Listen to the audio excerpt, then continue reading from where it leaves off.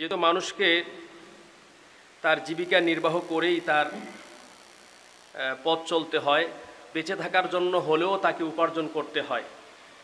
মানুষ উপার্জন করতে অর্থাৎ খাবার দাবার সংগ্রহ করতে বাধ্য।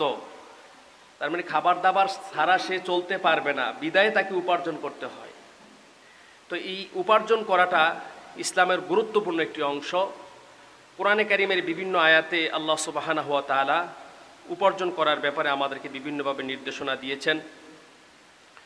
যেমন সূরাতু বনী ইসরাঈলের মধ্যে আল্লাহ সুবহানাহু ওয়া তাআলা এভাবে বলেছেন, ফামাহাউনা আয়াতাল লাইলি ওয়া জাআলনা আয়াতান নাহারি মুবসিরা وجعلنا آية النهار مبصرة لتبتغوا من فضل الله আল্লাহ সুবহানাহু ওয়া তাআলা বলেন, ফামাহাউনা আয়াতাল লাইল, আর আমি রাতের আলোকে কমিয়ে দিয়েছি, ওয়া জাআলনা আয়াতান নাহারি মুবসিরা, আর দিনের আলোটাকে আমি করেছি উজ্জ্বল।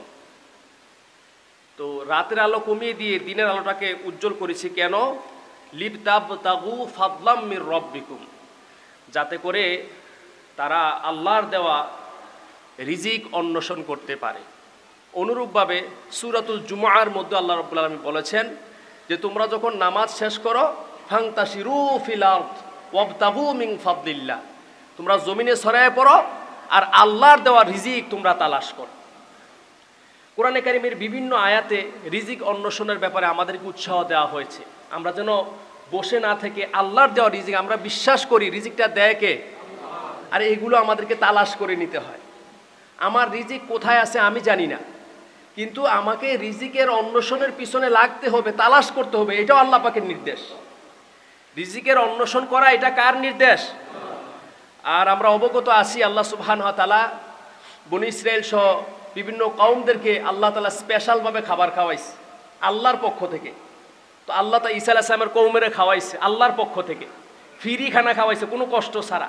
এটা প্রমাণ রেখেছেন আল্লাহ ইচ্ছা করলে এখনও পারেন, কিন্তু এই ফ্রি খাবার খাইয়া বেশি ভালো লাগে না। আল্লাহ আমার আর কিছু করার সুযোগ দেন, তো আল্লাহ তাআলা কিছু করে কেটে খাওয়ার সুযোগ দিছে। তাহলে রিজিকটা দেয় কে? আল্লাহ। তো এই রিজিক অন্বেষণ করা অবশ্যই একটা গুরুত্বপূর্ণ একটা বিষয়। আর বাইহাকি শরীফের মধ্যে আব্দুল্লাহ ইবনে মাসউদ রাদিয়াল্লাহু আনহু থেকে হাদিসটা এসেছে, ক্বালা রাসূলুল্লাহ সাল্লাল্লাহু আলাইহি ওয়াসাল্লাম তলাবু কাসবিল হালালি ফরিদাতুম বাদাল ফরিজা, হালাল রিজিক অন্বেষণ করা ফরজের পরে একটা ফরজ। আল্লাহ তাআলা যে বিষয়গুলো ফরজ করে দিয়েছেন, এই ফরজের পরে গুরুত্বপূর্ণ একটি ফরজ হচ্ছে হালাল রিজিক অন্বেষণ করা। কেননা রাসূলুল্লাহ সাল্লাল্লাহু আলাইহি সাল্লাম ঘোষণা করেছেন, লা ইয়াদখুলুল জান্নাতা মান গুজিয়া বিল হারাম, ওই ব্যক্তি জান্নাতে প্রবেশ করবে না যার শরীরটা হারাম দ্বারা গঠিত হয়েছে। যার শরীরে রক্ত হয়েছে, মাংস হয়েছে, শারীরিক বৃদ্ধি হয়েছে হারাম সম্পদের মাধ্যমে, এই শরীর জান্নাতে প্রবেশ করবে না। এই শরীরের জায়গা কোথায়? জাহান্নামে। জোরে বলেন না কোথায়? কুলু মিনাত তাইয়্যিবা ওয়া'মালু সলিহা। ইসলামের নির্দেশ হলো যে তুমি হালাল জিনিস খাও, নেক আমল করো। কারণ হালাল জিনিস না খাইয়া নেক আমল আল্লাহর দরবারে কবুল হয় না। ইবাদতের 10 ভাগের 9 ভাগই হচ্ছে হালাল খাবারের উপরে, আর 1 ভাগ হচ্ছে অন্যান্য বিষয়ের উপরে। তাহলে 10 ভাগের 9 ভাগই হালাল খাদ্য। রিজিক অন্বেষণ করব, তাহলে এই আলোচনার দ্বারা কি বুঝি? রিজিক অন্বেষণ করব, তবে হালাল রিজিক অন্বেষণ। কোন রিজিক অন্বেষণ? রাসূলুল্লাহ সাল্লাল্লাহু আলাইহি সাল্লাম বলেছেন, লা তাজুলা কদামা ইবনে আদম হাত্তা ইউসাল আন খামস, 5টা প্রশ্নের জবাব দেওয়া ব্যতীত আদম সন্তানের 2 পা এদিক সেদিক লাড়াবার কোনো ক্ষমতা থাকবে না। 1 নাম্বার আন উমরিহি ফিমা আফনা, আল্লাহ বলবেন তোমার জীবনটাকে কোন পথে তুমি ব্যয় করেছ। ওয়ান শাবাবিহি ফিমা বালা, বিশেষ করে তোমার যৌবনকালটাকে তুমি কোন পথে ব্যয় করেছ। 3য় এবং 4র্থ ওয়ান মালিহি মিন আইনা ইকতাসাবা ওয়া ফিমা আনফাকা, আল্লাহ বলবেন কোন পথে সম্পদ উপার্জন করেছো আর কোন পথে ব্যয় করেছো। তাহলে একটা মানুষের গুরুত্বপূর্ণ একটা অংশ হলো সম্পদ উপার্জন এবং ব্যয় করা। তাহলে সম্পদ উপার্জনটাও হালাল হতে হবে এবং এই সম্পদটা খরচ করার জায়গাটাও হালাল জায়গা হতে হবে। যদি আপনার সম্পদটা উপার্জনটা হালাল হয়, আর এই হালাল উপার্জন দিয়ে আপনি যদি আপনার স্ত্রীর মুখে এক লুকমা খাবার তুলে দেন, আপনার স্ত্রীকে কাপড় চোপড় কিনে দেন, সন্তানকে খাবার দেন, কাপড় চোপড় কিনে দেন, মা বাবার জন্য খরচ করেন, ভাই বোন আপনজন আত্মীয় স্বজনের জন্য খরচ করেন, প্রত্যেকটা টাকা আপনার আমলনামায় সৎকার সওয়াব লেখা হয়ে যাবে। যেহেতু হালাল উপার্জন করা ফরজ, আপনি এই ফরজ দিয়ে খরচ করেছেন, হালাল উপার্জন দিয়ে খরচ করেছেন, প্রত্যেকটা টাকায় আপনার আমলনামায় সওয়াব লেখা হতে থাকবে। এজন্য আমার ভাইয়েরা বন্ধুরা আমার, হালাল উপার্জনের প্রতি যথেষ্ট গুরুত্ব দিতে হবে। অলসের মতো বসে থাকা যাবে না। তবে রাসূলুল্লাহ সাল্লাল্লাহু আলাইহি সাল্লাম একটা ভয়ঙ্কর বাণী আমাদেরকে শুনিয়েছেন, যে বিষয়টা আমাদেরকে ভাবিয়ে তোলে।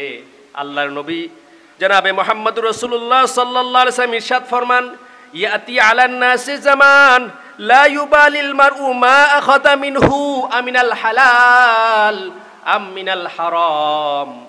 আল্লাহর নবী বলেন, আমার উম্মতের মাঝে এমন একটা সময় চলে আসবে, কোনো ব্যক্তি এ কথা চিন্তাও করবে না, লক্ষ্যও করবে না, কোনো পরোয়া করবে না সে কি হালাল গ্রহণ করতেছে না হারাম গ্রহণ করতেছে। সে যে উপার্জন করতেছে এটা কি হালাল না হারাম, এমন একটা সময় আমার উম্মতের মাঝে আসবে, তারা এটা কোনো পরোয়াই করবে না, এটারে কিছু মনেই করবে না। হালাল হোক হারাম হোক, টাকা আসলেই চলে, পাইলেই চলে, খাইতে পারলে চলে। নাউজুবিল্লাহ পড়েন না। তার বাস্তবতা আছে না নাই? আমার ভাইয়েরা বন্ধুরা আমার, কত ফতুয়া আলেম ওলামাদের থেকে জিজ্ঞাসা করে, কিন্তু একদিন এসে বলে না, হুজুর আমি তো এই চাকরি করি বা এই কাজ করি, আমার টাকাটা হালাল কিনা। এই ফতুয়ার জিজ্ঞাসা করে না। এমন ফতুয়া জিজ্ঞাসা করব যে এটা দিয়া সমাজের মধ্যে একটা কেওয়াজ বাজানো যাবে। বিভিন্ন জায়গায় আমরা এগুলো লক্ষ্য করি, কোনটা দিলে বিশৃঙ্খলা বেশি হবে এগুলো জিজ্ঞাসা করার চেষ্টা করবে, যাতে সমাজে বিশৃঙ্খলা হয়।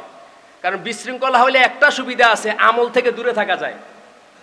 যেই সমাজে বিভিন্ন বিষয় নিয়ে বিশৃঙ্খলা, তর্ক বিতর্ক বেশি, সে সমাজে আমল কম। আপনি খুঁজে দেখবেন, যেখানে বিশৃঙ্খলা নাই, যার যার মতো আমল করতেছে, ইচ্ছা মতো যে যতটুকু পারে সে আমল করতেছে, কিন্তু বিশৃঙ্খলা মানুষের আমল থেকে অনেক দূরে সরাইয়া দেয়। আল্লাহ যেন হেফাজত করে বলি আমিন। আমার ভাইরা বন্ধুরা আমার, রাসূলুল্লাহ সাল্লাল্লাহু আলাইহি ওয়াসাল্লামের একজন জলিল কদর সাহাবী রাফি ইবনে খাদিজ রাদিয়াল্লাহু তাআলা আনহু, তিনি বলেন, কিলা ইয়া রাসূলুল্লাহ আইয়ুল কাসবি আতয়াবু, ওগো নবী কোন উপার্জনটা সর্বোত্তম। মানুষ যে উপার্জন করে, তাহলে আমরা উপার্জন করব অবশ্যই হালাল করব। এখন হালাল উপার্জনের মধ্যে কোন উপার্জনটা সর্বোত্তম? এবার আল্লাহর নবী জবাব দিলেন, ক্বালা আমালুর রাজুলি বিয়াদিহি, মানুষ তার স্বহস্তে যে উপার্জনটা করে, তার মানে নিজে শ্রম দিয়া যে উপার্জনটা করে, এই উপার্জনটাকে সর্বোত্তম উপার্জন বলা হয়েছে। এবং কি এই হাদিসের মধ্যে আরো বলা হয়েছে, ওয়াকুল্লু বাইইন মাবরুর, আর প্রত্যেকটা ব্যবসায়ী বরকতময়, প্রতিটা ব্যবসায়ী বরকতময়। আর নিজ হস্তে নিজের পরিশ্রম করে যে সম্পদ উপার্জন করে, এই উপার্জনটাকে সর্বোত্তম উপার্জন বলা হয়েছে।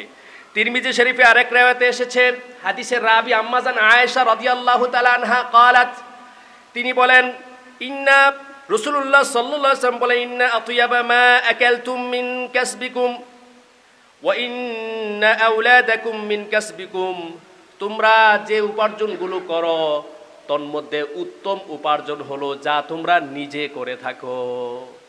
তোমার নিজের উপার্জনটা হচ্ছে উত্তম উপার্জন। কারণ নিজের উপার্জনটা হালাল হারামটা দেখা সহজ হয়, কিন্তু অন্য উপার্জন করে আইনে আমাকে দিল, আমি খাইলাম, এটা হালাল না হারাম দেখার সুযোগ হয় না। হয়তো আমরা অনেক সময় দেখতে পারি না, সুযোগও পাই না। সম্মানিত সুদী, আর যখন ছেলেবেলারা কামাই রোজগার করে, যেই ছেলে বেশি খরচপাতি আনতে পারে, মা বাবারে বেশি টেক কেয়ার করতে পারে, হালাল হোক হারাম হোক, এই ছেলের কদরই মা বাবার কাছে বেশি থাকে। কথা কোন ঠিক কিনা? এটা স্বাভাবিক।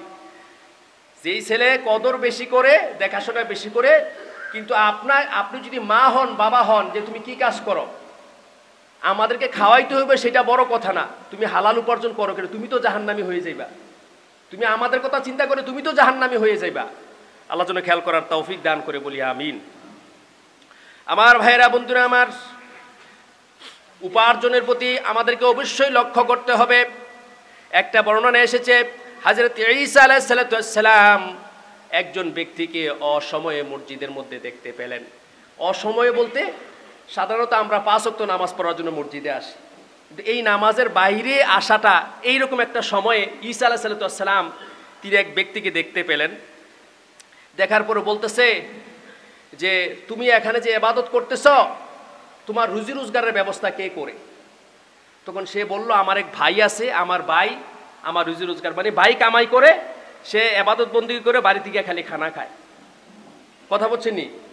ভাই কাজ করে আর সে মসজিদে এসে বসে থাকে, অথবা ইবাদত বন্দেগী করে যেখানে করার দরকার সে খানার সময় গেলে সে খানা দানা গিয়া খায়। ঈসা আলাইহিস সালাম তাকে লক্ষ্য করে বলেছে, শোনো। ঈসা আলাইহিস সালাম বলেন, তোমার যে ভাই উপার্জন করে, তোমার ভাই তোমার চেয়ে আরো বহু গুণে উত্তম। সুবহানাল্লাহ পড়েন না? তোমার ভাই তোমার চেয়ে আরো বহু গুণে উত্তম। তুমি যে এভাবে বসে থেকে ইবাদত করো, তোমার সময়টাকে অতিবাহিত করো, তোমার ভাই তো ইবাদত করেছে যতটুকু করা প্রয়োজন, তারপরে সে হালাল উপার্জনের জন্য নেমে গিয়েছে। তোমার রিজিকের ব্যবস্থাও সে করতেছে, এজন্য তোমার চেয়ে সে উত্তম। যার এই হাদিস থেকেও বোঝা যায় যে আমরা যেন অলস বসে না থাকি, উমুকে কামাই করবে আমি খাবো, এই চিন্তা যেন বসে না থাকি। আমার শ্রম আমি সাধ্যমতো চেষ্টা করবো দিয়ে যাওয়ার জন্য।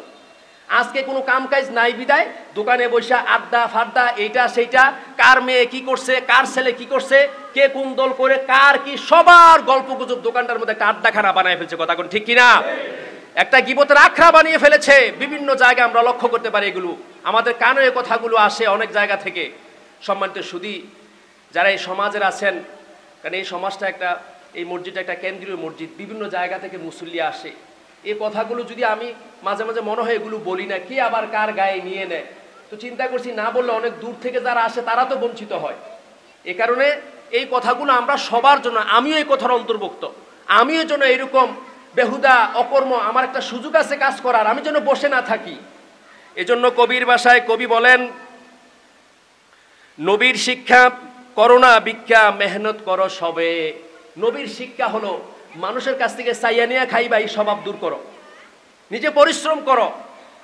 আর হাদিসের মধ্যে আছে, এই ঘটনা তো মোটামুটি সবারই জানা আছে, ছোটকাল থেকে বিভিন্ন বইয়ের মধ্যে আমরা এগুলো পড়েছি ছোটকালে আরো, যে এক লোক রাসূল সাল্লাল্লাহু আলাইহি ওয়াসাল্লামের কাছে ভিক্ষার জন্য গেছে, দেখছে গায়ে শক্তি আছে, তো তোমার গায়ে তো আলহামদুলিল্লাহ তুমি তো শ্রম দিয়েও খাইতে পারো, বলছে ঘরে কি আছে, বলছে আমার এই জিনিসগুলো নিয়ে আস। তো এগুলোকে বিক্রি করে কিছু টাকা, বলছো তোমার পরিবারের জন্য আজকে খাবার টাবার নাও, আর একটা কুড়াল কিনে দিছে, তুমি জঙ্গলে যাইবা লাকড়ি কাটবা। রসুলের এই শিক্ষাটা গ্রহণ করার কারণে এইভাবে শ্রম দিয়ে অল্প দিন আল্লাহ তাকে সচ্ছলতা দান করে দিয়েছে। এজন্য অলস বসে থাকা কখনো এটা কোনো বিবেকবান লোকের কাজ হতে পারে না। কবি আরো বলেন, পরিশ্রমে ধন আনে, পুণ্যে আনে সুখ, অলসতা দারিদ্র আনে, পাপে আনে দুঃখ। পরিশ্রমে একটা মানুষের ধন সম্পদ বাড়ায়। আপনার সম্পদ তখনই বেশি বৃদ্ধি পাবে যদি আপনার শ্রম বেশি থাকে। আপনি যদি মনে করেন আজকে 10 টাকা পাইছি, ভালো বা হালালভাবে পাই বা হারামভাবে পাই, বা কারোর থেকে নেই বাড়ি দিয়া, যেমনে নেই 10 টাকা আজকে পাইছি, এটা দিয়ে আমার দিনটা চলবে, আর কোনো চিন্তার দরকার নাই, আর সারাদিন আমি এমনি এমনি সময়টাকে ক্ষেপণ করলাম। তাহলে এই যে কাজগুলো যদি আপনি করেন, তাহলে আপনি পরিশ্রমী হইলেন, আপনি অলস হইলেন। আর রাসূলুল্লাহ সাল্লাল্লাহু আলাইহি ওয়াসাল্লাম বলেছেন, যার চলার মতো সামর্থ্য আছে, সে যদি মানুষের কাছে হাত পেতে খায়, খুঁজে খায়, হাসরের ময়দানে এমন ভাবে উঠবে তার চেহারার মধ্যে গোশত থাকবে না। আর জোরে নাউজুবিল্লাহ বলেন না? চেহারার মধ্যে গোশত থাকবে না। লক্ষ লক্ষ কোটি কোটি মানুষ সেদিন দেখবে আপনার চেহারার দিকে, আপনি হেইফাটি। আপনার টাকা পয়সা ছিল বা সুযোগ ছিল আপনি নিজের পকেট থেকে চলার, কিন্তু আপনি খুঁজা খাইছেন মানুষের কাছে। আস্তাগফিরুল্লাহ পড়েন। আল্লাহ যেন পরমুখিতা থেকে আমাদেরকে হেফাজত করে কেবলমাত্র আল্লাহমুখী হয়ে থাকার তৌফিক দান করে বলি আমিন। এই জন্য রাসূল দোয়া শিখিয়ে দিয়েছেন, আল্লাহুম্মা কফিনা বিহালালিক, আল্লাহ আপনি হালাল দিয়ে আমাদেরকে হালাল রিজিক আল্লাহ আপনি দান করেন। ওয়াগনিনা বিফাদলিকা আম্মান সিওয়াক, আর আপনি ছাড়া যা আছে এই সব কিছুর মুখাপিকি আপনি আমাদেরকে করে দেন, অমুখাপিকি আমাদেরকে করে দেন, যেন আমরা মানুষের কাছে হাত পেতে চলতে না হয়। আমার ভাইরা বন্ধুরা আমার, যে যত বেশি শ্রম দেবে এই শ্রম তাকে অর্থ সম্পদ বাড়াতে সহযোগিতা করবে।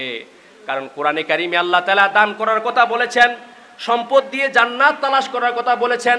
আবার বলেছেন ওয়ালা তাংসা নাসিবাকা মিনাদ দুনিয়া, তুমি তোমার দুনিয়ার অংশ ভুলে যাও না। তোমার দুনিয়ার অংশ তুমি কিভাবে চলবে, হালালভাবে চলার জন্য তোমার রাস্তা এটা তুমি করো, এবং তোমার ইন্তেকালের পরে তোমার সন্তান, তোমার স্ত্রী সন্তান কিভাবে চলবে এটার ব্যবস্থা তুমি করো। তাহলে দুনিয়া বুলা তুমি হইও না, তুমি এমন যেন না হয় পরকালের কথা চিন্তা করে দুনিয়া বুলা হয়ে যাও। হ্যাঁ, তোমার পরিবারটা কিভাবে চলবে, তোমার সন্তানগুলো কিভাবে চলবে এই চিন্তা তুমি ছেড়ে দেবে, এমনটা যেন না হয়। যেহেতু রিজিক অন্বেষণ করার নির্দেশটা কার? আল্লাহর। আমার ভাইরা বন্ধুরা আমার, ইমাম রাগিব ইসফাহানি রহমতুল্লাহ আলাই বলেন, যে ব্যক্তি অলসতা করেছে সে ধ্বংস হয়েছে। অলস ব্যক্তি মানুষ তো নয়, বরং জীবজন্তুর কাতারেও পড়ে না। ইমাম রাগিব ইসফাহানি রহমতুল্লাহ বলছে, যে ব্যক্তি অলস সে তো মানুষ নয়, সে তো তার নিজেকে ধ্বংস করছে।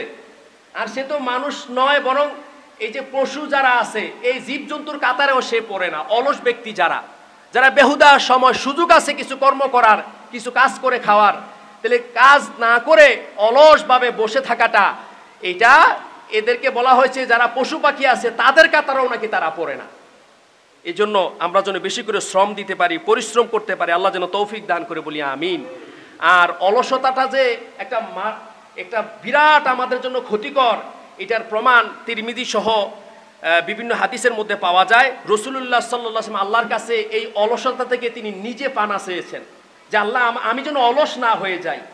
যেমন রাসূল দোয়া করতে গিয়ে এভাবে বলতেন, আল্লাহুম্মা ইন্নী আউযু বিকা মিনাল হাম্মি ওয়াল হাযান, আল্লাহ তাআলা আমি আপনার কাছে আশ্রয় প্রার্থনা করছি দুশ্চিন্তা থেকে এবং অস্থিরতা থেকে। হাম্মুন শব্দের অর্থ হচ্ছে দুশ্চিন্তা করা, আর হাসান শব্দের অর্থ হলো অস্থিরতা। তবে দুটোটা প্রায় কাছাকাছি অর্থে, চিন্তা করা, দুশ্চিন্তা করা, এগুলো অর্থে ব্যবহার হয়। তাহলে আল্লাহ তাআলা আপনি আমাকে দুশ্চিন্তা থেকে, অস্থিরতা থেকে হেফাজত করেন। ওয়াল আজিজি ওয়াল কাসল, এই আজল শব্দের শাব্দিক অর্থ হচ্ছে যে একটা মানুষ অপারগতা থেকে, এবং কি বলা আছে ওয়াল কাসলি, অলসতা থেকে। আল্লাহ আপনি আমাকে অলসতা থেকে হেফাজত করেন। এই দোয়ার বাকি অংশ হলো, এরপর রাসূল বলেছেন যে ওয়াল জুবনে, আল্লাহ আপনি আমাকে ভীরুতা থেকে হেফাজত করেন। ওয়াল বুখলে, আমাকে কৃপণতা থেকে হেফাজত করেন। ওয়া দলাইদ দাইনে, এবং আপনি আমাকে ঋণগ্রস্ত হয় ঋণের বোঝা থেকে আল্লাহ আপনি আমাকে হেফাজত করেন। ওয়া গালাবাতির রিজাল, এবং মানুষের রোষানল থেকে আল্লাহ আপনি আমাকে হেফাজত করেন। তাইলে অলসতা থেকে রাসূল নিজে ফানা চেয়েছেন আল্লাহর কাছে। যেই জিনিসটা থেকে রাসূল নিজে আল্লাহর কাছে ফানা চায়, এই জিনিসটা কত মারাত্মক আমাদের জন্য একটু চিন্তা করা দরকার। আল্লাহ যেন আমাদেরকে অলস হওয়া থেকে যেন হেফাজত করে, বলি আমিন। সম্মানিত সুধী, আমরা সকলেই জানি পরিশ্রম হচ্ছে সৌভাগ্যের প্রসূতি। যত নবী রাসূল এই জমিনের মধ্যে এসেছেন, সকল নবী রাসূলরাই পরিশ্রমী ছিলেন। যেমন আদম আলাইহিস সালাম দুনিয়াতে আসছে, ওনার মূল পেশা ছিল কৃষিকাজ করা। কি করা?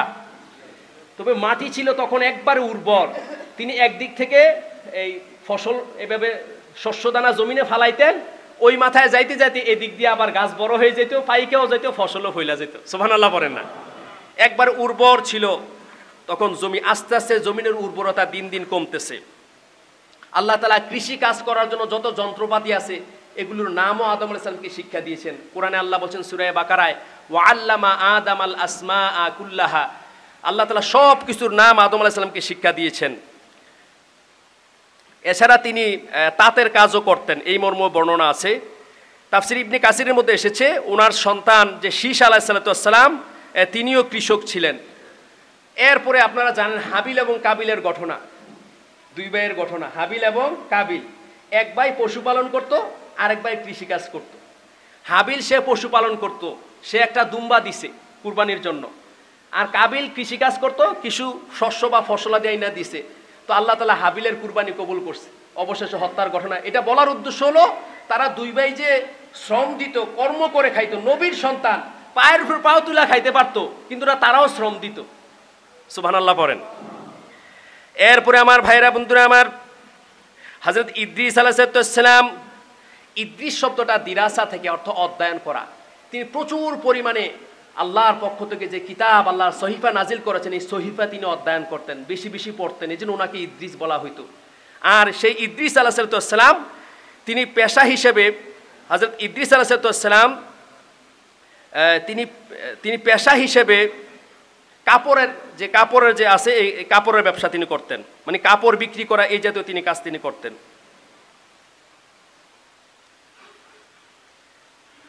অর্থাৎ তিনি কাপড় সেলাই করা, কাপড় কিনে কাপড় সেলাই করা, জামা তৈরি করা, এই কাজ তিনি করতেন। আর নূহ আলাইহিস সালাম ছিলেন কাঠমিস্ত্রি, আবার জাকারিয়া আলাইহিস সালামও এই কাঠের কাজ করতেন। আর সহিহ বুখারী সহ বিভিন্ন কিতাবে আছে জাকারিয়া আলাইহিস সালামকে যে গাছের মধ্যে রেখে মাঝখান দিয়ে ফাড়া হয়েছিল, ওনার অস্ত্র দিয়েই ওনাকে ফাড়া হয়েছে, ওনার অস্ত্র দিয়েই ওনাকে ফাড়া হয়েছে।